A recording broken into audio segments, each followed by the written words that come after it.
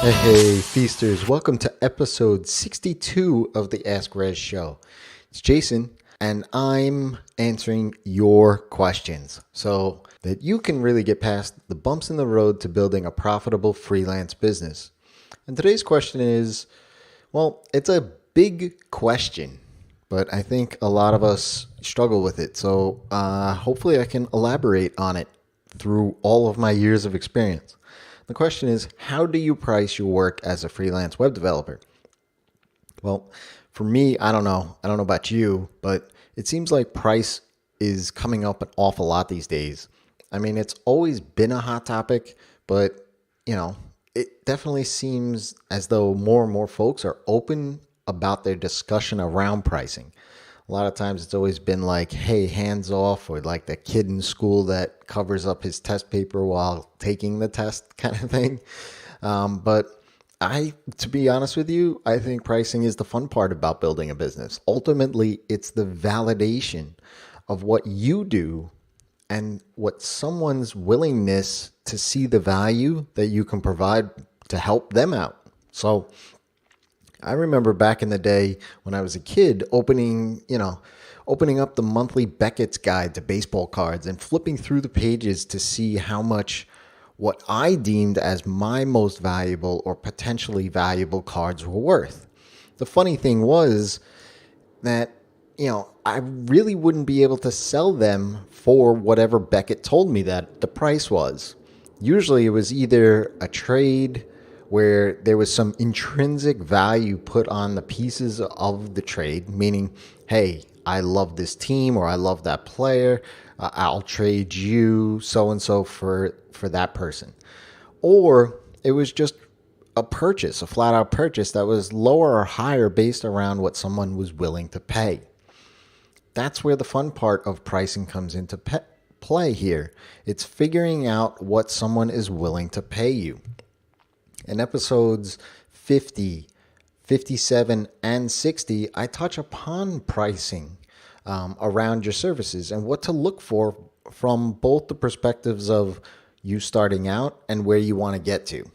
In episode 12, though, I dove a little deeper into the topic where I was asked, how do I talk a lead about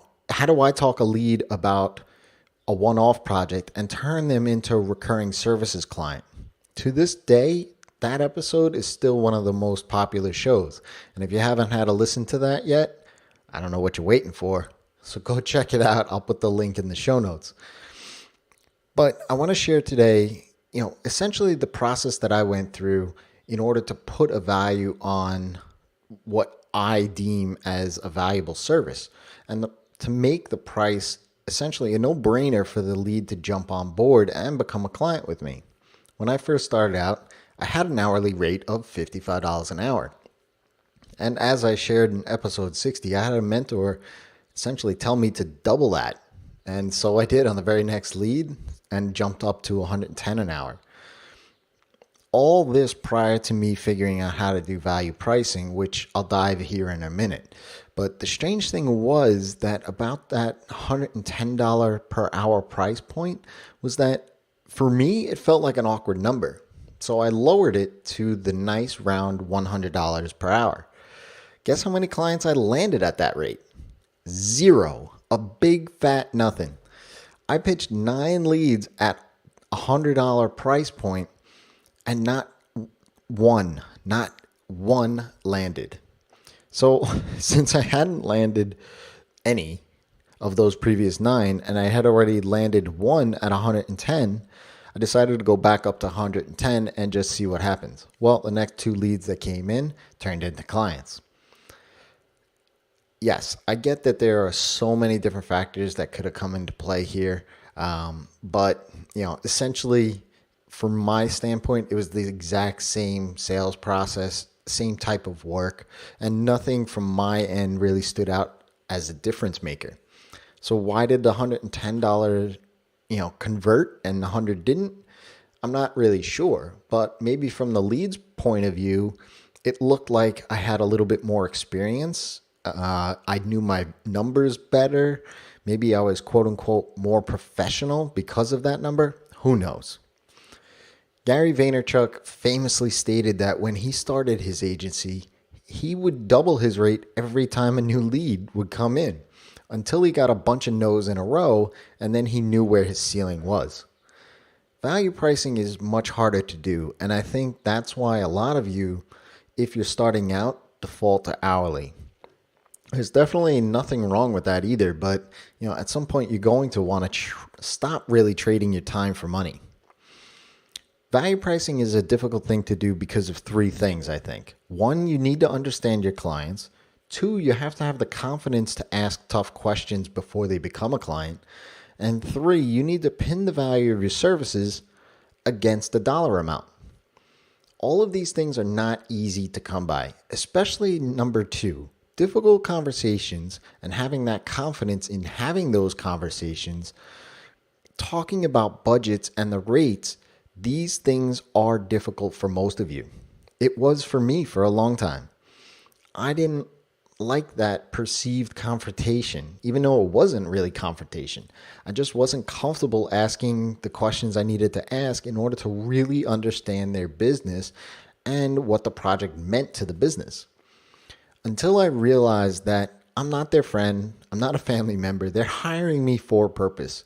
If we can agree on ultimately what that purpose is, then how successful can this project be? If the project launches, but without fully grasping the real goal, will that client be happy with the lackluster results? Will I be happy about what I'm putting out into the world? Will I get a glowing referral from this client? Or worse, will this client not even become a repeat customer because I didn't deliver on their expected results because I didn't fully understand the problem they needed me to solve?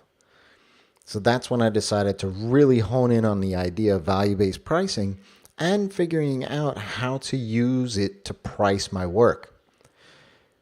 This was a long episode, so in the next episode, I'm going to dive a bit deeper into my thought process, how I figure out what the lead's real value for a project is, and how I come up with the price of a project based around that, not what my competitors are doing. The best part of this process is that the conversation around pricing essentially never happens because you become really extremely aware of what the project means to them. The lead knows you've hit that nail on the head and the price becomes a no-brainer to them. So stay tuned for part 2. If you have a question, ask Rezzz, that's me, by dropping me a tweet, an email, or go ahead and leave me a comment in iTunes. You can click on the 5-star rating and it'll pop up the comment and I'll be happy to answer it for you. So until next time, it's your time to live in the feast.